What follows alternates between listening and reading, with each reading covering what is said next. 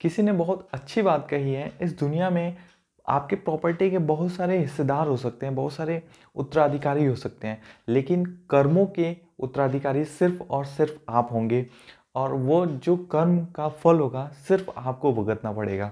नमस्कार दोस्तों, मैं अखिलेश मदेशिया आपका आप ही के यूट्यूब चैनल पे बहुत बहुत स्वागत करता हूँ। आज एक ऐसी स्टोरी शेयर करने वाला हूँ जिससे आप अपने जीवन में बहुत ही बड़ा परिवर्तन ला सकते हैं। तो चलिए स्टार्ट करते हैं। ये स्टोरी है एक बाबा जो साधु रहते थे। वो अपने में बहुत मस्त रहते थे और भिक्षा मांग के उनका रोजी रोटी चलता था। तो इसी तरीके से कहीं जा रहे थे, तो क्या होता है कि किसी शहर में जा रहे होते हैं, तो उसमें क्या होता है कि उस समय बहुत सुहाना मौसम बन जाता है और बारिश भी आने लगता है। तो वो भजन करते हुए अपना और प्रभु के नाम का स्मरण करते हुए वो आगे बढ़ रहे थे। और ऐसी जब ऐसा मौसम बना तो वो और भी मस्त हो गए और अपने धुन में और प्रभु का नाम लेते हुए वो आगे बढ़ने लगे और कहा, वाह प्रभु तेरी कैसी ये लीला है। तो जैसे ही उन्होंने एक शहर में एंट्री लिया, तो वहीं पे एक जो मिठाई वाला था वो जलेबियाँ बना रहा था, गरम गरम जलेबियाँ। तो उन्होंने जब मिठाइयाँ देखी, जलेबियाँ देखी, तो उनके मुंह में पानी आ गया और उन्होंने कहा कि कैसे इनको जाके मैं भिक्षा मांगूं। तो मिठाई वाला तब तक उनको देख लिया, बाबा जी को देख लिया, और उस उन्होंने कहा कि आइए बाबा जी प्रसाद पाइए और ये गरम गरम जलेबियाँ प्रसाद के रूप में आप पाइए। तो उन्होंने जब वो उनके पास गए तो उन्होंने जलेबी और समोसे वमोसे खाए और वो फिर से बड़ी मस्त मगन में प्रभु का नाम स्मरण करते हुए लेते हुए आगे की ओर बढ़ दिए। अब क्या होता है कि जब बारिश थम गई, तो बारिश में थमने के बाद रास्ते में कई गड्ढे होते हैं, गड्ढे में पानियाँ भर जाते हैं। जब पानी भर जाते हैं तो हम और आप लोग ने क्या किया होगा, कहीं ना कहीं बचपन में खूब कूदते थे स्कूल से आते समय और पानी में छप छप की आवाज़ लगाते हुए आगे बढ़ते रहते थे और उसमें खूब मस्ती करते थे। कपड़े चाहे भीग भीग जाएं, गंदे हो जाए, कोई मतलब नहीं रहता था लेकिन हाँ, मस्ती फुल रूप से होती थी। तो क्या होता है, उसी तरीके से बाबा भी मन मस्त थे और वो पानी उछालते हुए अपने पैरों से मारते हुए, छींटा मारते हुए इधर उधर चल रहे थे। उनको नहीं परवाह थी कि आसपास क्या हो रहा है कौन नहीं, उनको नहीं परवाह थी। तब तक क्या होता है कि पीछे ही एक न्यू कपल आ रहा होता है, न्यू विवाहित जोड़ा होता है। तो क्या होता है, वो जब पानी उछाल रहे होते तब तक उनका जो कीचड़ था वो उसकी दुल्हन की साड़ी पे जाके पड़ गया और वो साड़ी उसकी गंदी हो गई। अब जो उसका हस्बैंड था वो बहुत ही आग बबूला हो गया और बाबा के पास आया और वो चिल्लाने लगा, क्रोधित होने लगा, बहुत ही उन पे गुस्सा करने लगा और उल्टा सीधा बातें कहने लगा।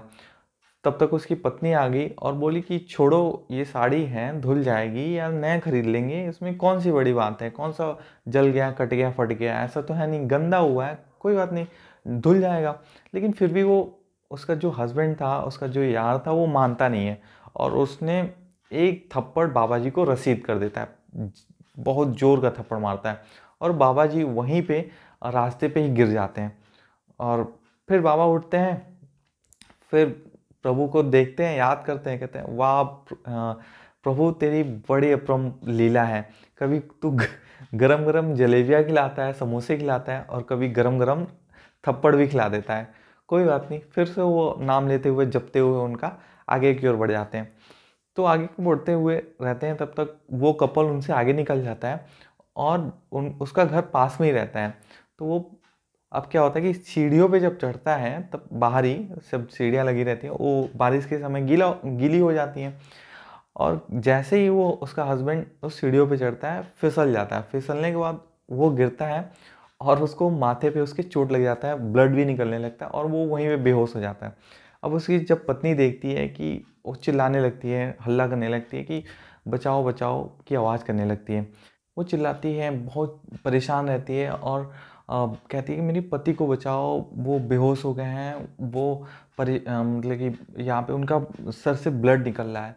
तो आसपास के जितने लोग रहते हैं, आसपास के, आस पड़ोस के लोग इकट्ठे हो जाते हैं और इकट्ठे होते हैं तो देखते हैं उसकी सिचुएशन को और पूछते क्या हुआ। तो बताती कि ऐसी ऐसी बात है, वो बाबा जो है, ज़रूर उस बाबा ने श्राप दिया होगा क्योंकि इन्होंने उसको थप्पड़ मारा था और उसी श्राप का नतीजा ये है कि अभी ये बेहोश हो गए हैं और उनको चोट लग गई है। तो उसमें से कुछ नौजवान युवक रहते हैं जो कि एक्साइटेड रहते हैं और कहते हैं कौन है बाबा, उसकी इतनी हिम्मत कि उसने श्राप दे दिया, चलो उसको सबक सिखाते हैं।